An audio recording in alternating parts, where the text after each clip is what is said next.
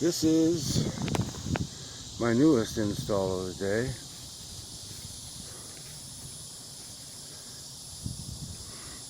Trying to keep it really natural, yet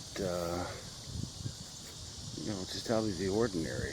It was the perfect tree to do it on. I don't know if you can see it, but it looks like it's in blossom. So, and then I repainted the dollar store pinwheels to be more natural and almost, like a blossom of maybe a bird of paradise color, the dark purples and the golds. But this is it.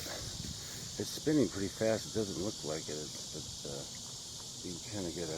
There, are you getting sick yet?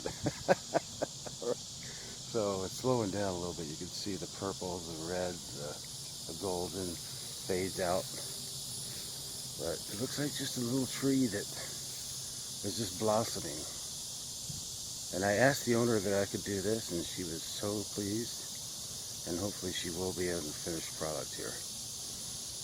Have a great day, everybody. This is the install for today. May it make you smile. Thank you very much, and God bless.